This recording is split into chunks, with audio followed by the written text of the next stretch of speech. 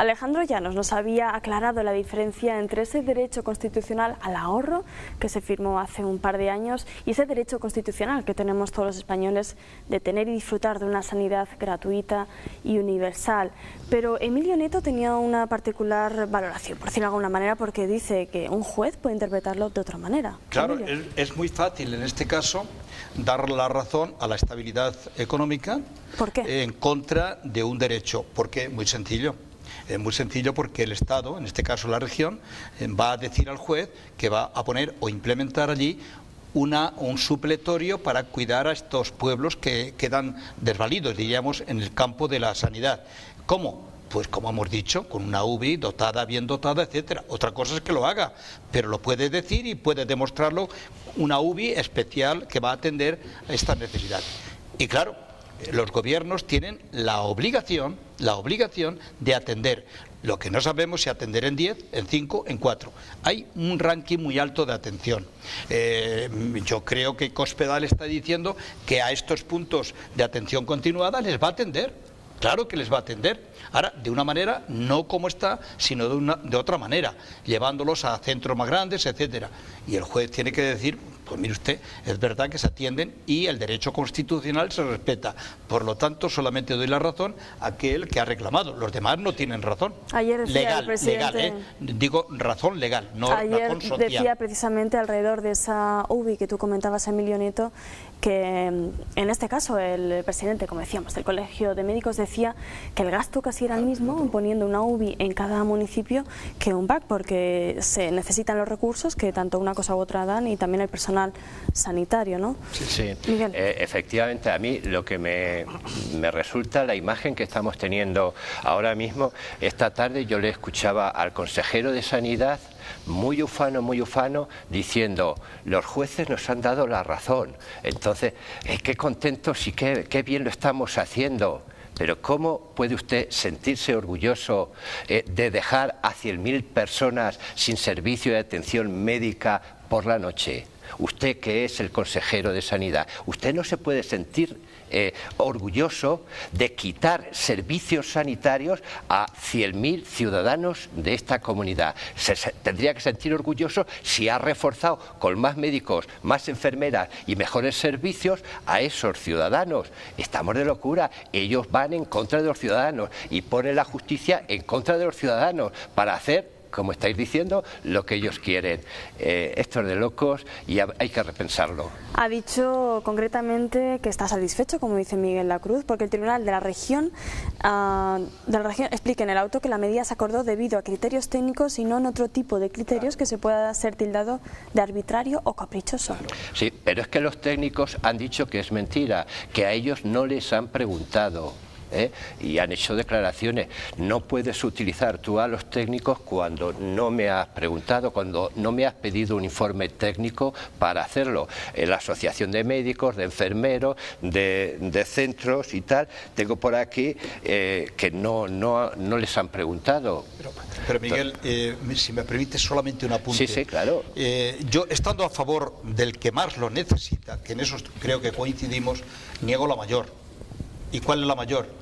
Yo creo que el político no quiere hacer daño al pueblo, todo lo contrario. El político quiere siempre hacer el bien al pueblo. Unas veces lo hace de una manera, es que si no, fíjate, la perversión de la política.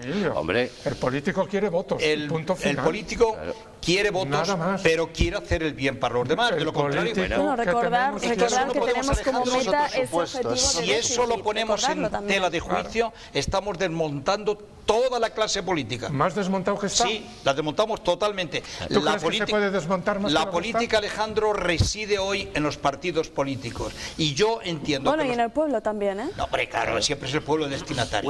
Pero si los políticos hoy pensamos que son los enemigos del pueblo, entonces cerremos el chiringuito y vamos. Solo hay un enemigo de España peor que los políticos, que es el paro.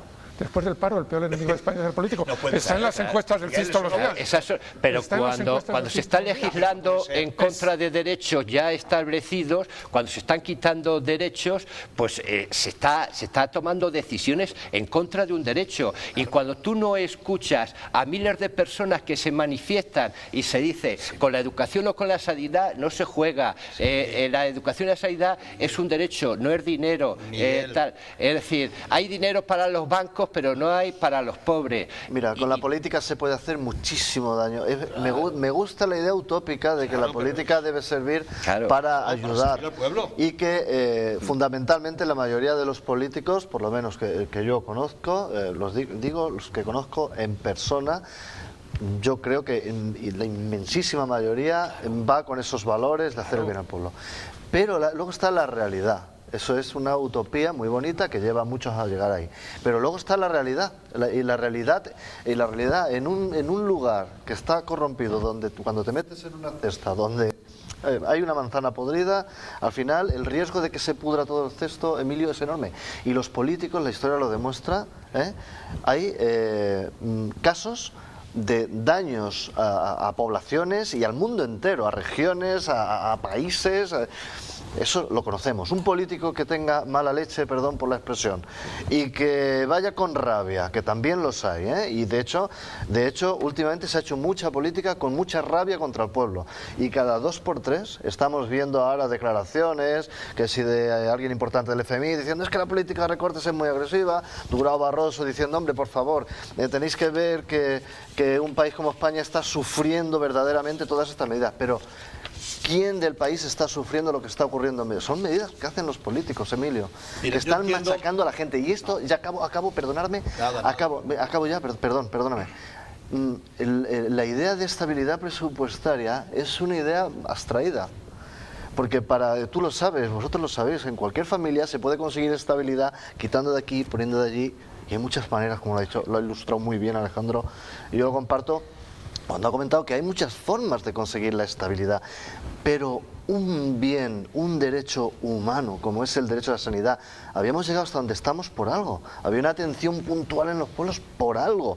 Y eso, aunque al final ocurran todas estas medidas y se recorte a tiempo parcial, yo espero que en el futuro se vuelva a la situación que habíamos alcanzado, que es la idónea. Pero mira, vuelvo a repetir, negar la mayor es lo peor que se puede ocurrir, de verdad.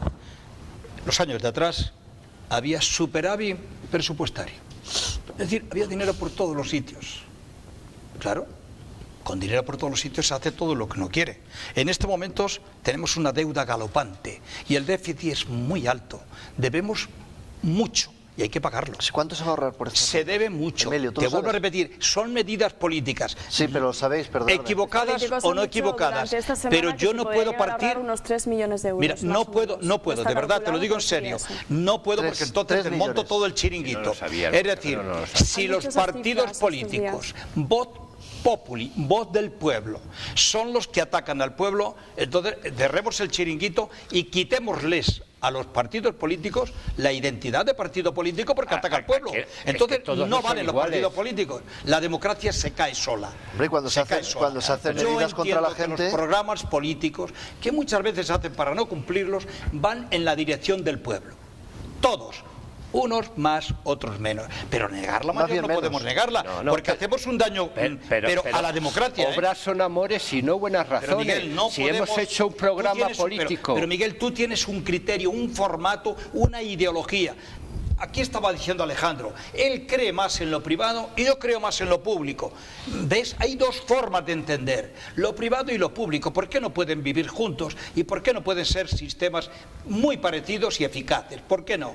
Porque es verdad que la sanidad puede ser pública y puede ser privada, como decíamos antes, con la justicia. Pero él piensa diferente y yo le respeto. Claro. Y él tiene unos formatos y puede, en su forma de pensar, a lo mejor hacer daño a alguien, pero pensando que beneficia a la comunidad, pensando, si no, no puede ser. No se puede beneficiar a la comunidad cuando le pones más impuestos, menos derechos, son más pobres, el poder adquisitivo de la gente está perdiendo, las empresas, el paro aumentando, las empresas cerrando. Un gobierno ¿O por qué no puede hacer otra cosa? No, porque este gobierno era el gobierno de las soluciones, y las soluciones es más paro y Oye, más sí se pueden hacer otras cosas, ¿eh? No, Sí más se puede, paro sí se puede. no, Miguel, no más Más paro paro, no. sí, Porque, sí. No, Claro, porque 800.000 1 millón de parados, pero el anterior creó 5 millones de parados. Bueno, en los años, estos en un año que tenían la solución, porque el PSOE no lo sabía, Zapatero no lo sabía hacer, pero estos sí lo sabían hacer, y su lema era soluciones, y han creado Miguel, vamos a ir cerrando ya esta mesa de debate, de 2.000 metros de altura dando vueltas. Miguel, vamos a ir cerrando esta mesa de debate porque siempre vamos a los mismos temas. Al paro sabemos que es uno de los problemas que a ustedes, los ciudadanos, los espectadores, más les importa y nos importa a todos, pero vamos a seguir avanzando porque tenemos muchos días y muchas jornadas para seguir analizando esos datos económicos que tanto nos preocupan día a día, pero vamos a centrarnos en una de lo que ha sido también la noticia del día. Esta mañana conocíamos que el juez imponía a Urdangarín y a su socio una fianza civil de más de 8 millones de euros. No solo eso, sino también el secretario de las Infantas ha sido imputado en el caso NOS. Vamos a empezar a analizar estos primeros datos porque empezamos a ver, antes hablábamos de la independencia de la justicia, pero empezamos a ver que la justicia empieza a atreverse también a ir y a declarar y a cuestionarse la voluntad de la Casa Real, de algunos miembros, en este caso de la Casa Real. Alejandro. Bien, la noticia es un poquito esperanzadora desde ese punto de vista, ¿no?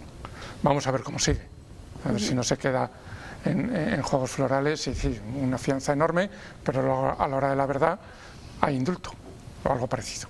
Entonces esto hay que ver cómo acaba. Yo lo que sí le pediría a este caso, como a todos los demás, es celeridad. Si seguimos así, ya no sé cuánto llevamos con este asunto, 3 años me parece, pues a lo mejor dentro de 20 o 15 años sale una sentencia. Sea buena, sea mala o sea mediana, nos va a dar igual, que sea rápida. Y luego hay una reflexión que es la que nos estamos haciendo todos, que ha salido ya en la mesa, y es cómo la corrupción ataca desde la primera familia del Estado hasta la última, desde el alcalde de Lloret del Mar hasta el de Chiclana, que son las 2 últimas noticias de ayer. O sea, de un extremo a otro, 1000 no sé cuántos kilómetros, y lo mismo. Y por el medio podemos ir, decían los antiguos, que hace muchos años en España una ardilla podía ir de Gibraltar a Santander sin tocar el suelo, saltando de árbol en árbol. Bueno, pues ahora puede ir una ardilla pisando corruptos de Chiclana a Lloret del Mar sin caerse. Me ha gustado, muy bueno, de verdad. Emiliano. Es que es una pena, es una pena. Sí, bueno, que mira, se podían coger ya, enlazando un poco lo anterior con esto, se podían coger algunos de esos millones que parece ser que hay que devolver, 8 millones y pico eran, ¿no? 8 millones más los gastos. exactamente. Bueno, se ha hecho un cálculo más o menos de lo que se estima que ha desaparecido, como sea, presuntamente, más luego los gastos que judiciales, etcétera, etcétera, etcétera, etcétera. De ahí se puede coger una buena partidita, por ejemplo, para aplicarlo donde nos hace falta, ¿no? Sí. También de los sobres, esos presuntos sobres que han volado por ahí. Mira si hay partidas y soluciones a las cosas. Yo creo que al final, Alejandro, estoy contigo, lo más probable es que veamos un indulto a la larga. Lo más probable es que veamos que todos estos ojalá casos, no tuviéramos razón. Estos casos de corrupción, ¿qué va a pasar? Va a pasar que se van a quedar, se van a ir de rositas, ¿verdad, Miguel? Previo un pacto anticorrupción. Sería, claro, es que los teléfonos suenan más por abajo. Corona. Sería mortal para el futuro. Bueno, ya han quitado la página de claro, la página real. Es decir, eso que es temporal. Le han quitado una calle también, en Palma. Le han quitado también una calle. Sí, lo he escuchado también. El pueblo está esperando que, como dijo el rey, la justicia sea igual para todos. Si se llega a un arreglo ahí de amigos y esto pasa sin pena ni gloria y no tiene la misma pena que cualquier otro, la Casa Real peligra muchísimo. Hay que planteárselo bien. Lo del tesorero, García Revenga es que no solamente era profesor y tutor, también ha sido tesorero de las empresas de Urdangarín entre 2004 y 2006. Es decir, que este señor se ha implicado mucho más de lo que dice. Y a mí hay una cosa que me preocupa. Hay especialmente 2 comunidades, Valencia, o la comunidad valenciana, y Baleares, cuyos presidentes, consejeros, etcétera, etcétera, veían al Urdangarín, le proponían cualquier cosa, una cosa copiada, fotocopiada de tal, vamos a hacer el proyecto este, y eso vale 1 millón, toma, 1 millón, y eso vale tal, toma, otro millón, y eso vale tal, toma, otro millón.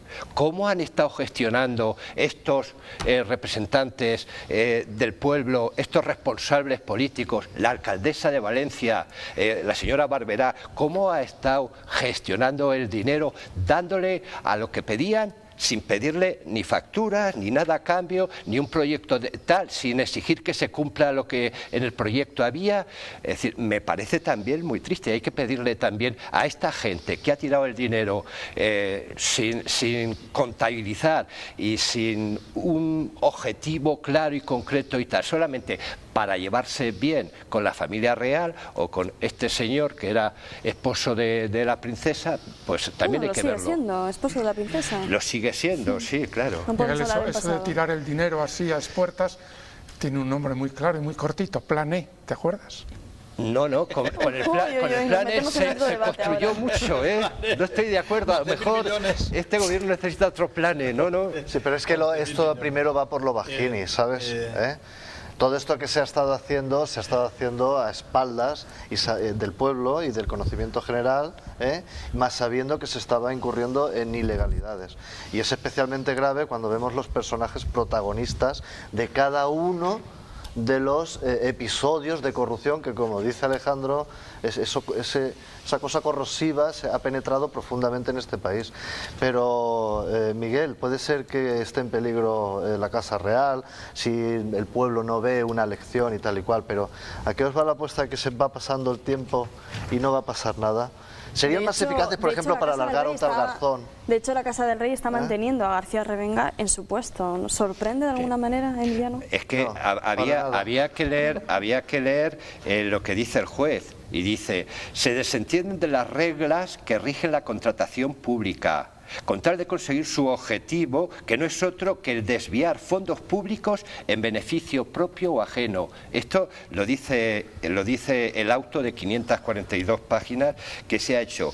Y además, el auto del juez constata también que dice que existió utilización fraudulenta y deliberadamente de la figura del convenio para eludir la aplicación de la ley de contratos del sector público y que ambos se beneficiaron de decisiones arbitrarias adoptadas mediante un ejercicio abusivo del poder, cuya finalidad era únicamente beneficiar a una determinada entidad al margen de cualquier consideración de utilidad o necesidad pública. Aquí responsabilidades... ¿Faltan pedir responsabilidades al gobierno de Baleares y la Comunidad Valenciana, Emilio? Yo me quedaría primero una apreciación, ¿no? Yo creo que flaco favor se le haría a la monarquía si Urdangarín no pisa la cárcel. Fíjate si voy más lejos. Ya no es que se le condena, es que tiene que ir a la cárcel. Lo que pasa es que en este país hemos hecho de lo anormal, lo hemos hecho normal. Es decir, yo creo que hoy, quitando a Grecia, el país más golfo es España. Claro, así nos luce el pelo. Pues hasta este, y todo el mundo sabemos que la frase, vengo de parte de... Cuando vienes de parte de un ministro, se te abren todas las puertas. Cuando vengo de parte de la Casa Real, se me abren todas las puertas. Claro, vengo de parte de... Esa frase que yo decía, y tú más, el otro día, hoy vengo de parte de... Y claro, cuando vengo de parte, y además soy quien soy, que aparezco en los medios de comunicación, pues todo el mundo entiende que es el rey el que está detrás. ¿Pero qué beneficio puede dar favor se le haría a la corona, Emilio, si no se le condena a este señor Urdangarín? ¿Qué puede representar el rey de cara a entidades, a empresas, Alejandro? Hombre, porque un político puede tener decisiones políticas, ¿no? O fuerza política, pero se le considera una persona en dos aspectos. Se le considera con influencia sobre la clase política a la hora de decidir, y también se le considera, entiendo, que puede influir, aunque solo sea por esnobismo, en la clase económicamente poderosa. O sea, un señor muy rico no es rico de verdad en España hasta que no ha ido a una audiencia del rey. Y entonces, en esos dos aspectos, claro, yo te invito a la audiencia, pero tú ve... Claro. Y no saca nada, saca el ir allí, el aparecer, es decir, he estado en una audiencia, en una foto con su majestad. Claro. Creo yo que son conocidas las fiestas estas que se organizan en algunos ámbitos donde hay que pagar el menú a unos precios espectaculares, pero te codeas. Con la Casa Real. A mí lo que me extraña muchísimo. No, en otros entornos, yo en el tema de la Casa Real no lo sé, si ha habido alguna vez, se ha organizado algún encuentro donde se practiquen, pero en otras reuniones sí. Importantes, estamos hablando de las relaciones internacionales. Claro. Mira, el desgaste que puede producir si al final va a la cárcel, digo, ni pincho de corto, no pasa nada. Por poco tiempo. Bueno, no pasa nada, se le condena, claro, se le condena. Lo que queremos es que se le condene si hay que condenarle, claro. Emilio, es un deporte nacional. Si yo sé que aquí no pasa nada, deporte nacional. Si lo hemos dicho aquí. Tienen que ir muchas personas que no van a ir. No solamente una persona puede hacer de cabeza tanto del la condena como la dimisión. Es que aquí se dice... Claro, no se dimite, nadie se va... Que Urdangarín y Torres son autores de los delitos instrumentales continuados de falsedad en documento oficial, en documento mercantil, de prevaricación, de malversación de fondos públicos y de fraude a la administración. Y además han logrado más de 7 millones, o por lo menos 7 millones de euros que se conozcan de la administración de Baleares y la Comunidad Valenciana. Miguel, eso que has leído, si bien con cantidades menores, pero esos delitos, o supuestos delitos que has leído, son clavados a los que oímos hace 15 o 20 días de que había hecho el Durán y Lérida de eso. Igual. Claro, y un apañito pagan 300.000 euros, han llevado no sé cuántos millones, pagan 300.000 euros, un apañito y hemos acabado. Exacto. Así es, un acuerdo que han tenido. Así que Emiliano, yo apuesto contigo. Yo creo que al final... creo que como ciudadano, ¿no? Y todos los que estamos aquí pues somos ciudadanos, y yo creo que dignos, ¿no? Mientras no se demuestre lo contrario. Yo no puedo entender, de verdad no puedo entender que una figura como esta, el señor Torres le haya engañado o él ha querido engañarse y haya cometido este posible delito en un principio, ¿no? Porque claro, va a quedar el posible más golfo de España. Para la historia de España. Para la historia de España va a ser el más golfo de España si al final se le condena, y se le tiene que condenar, porque un acuerdo el pueblo español no lo va a respetar, y lo va a respetar porque evidentemente sería judicial, pero en su subconsciente no lo va a permitir y va a seguir creyendo que ha habido una gran influencia desde el jefe del Estado, que es el presidente, que es el rey, perdón.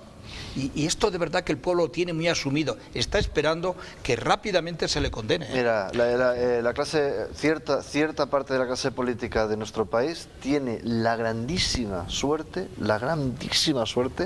de que el pueblo español finalmente es un pueblo de altísima calidad.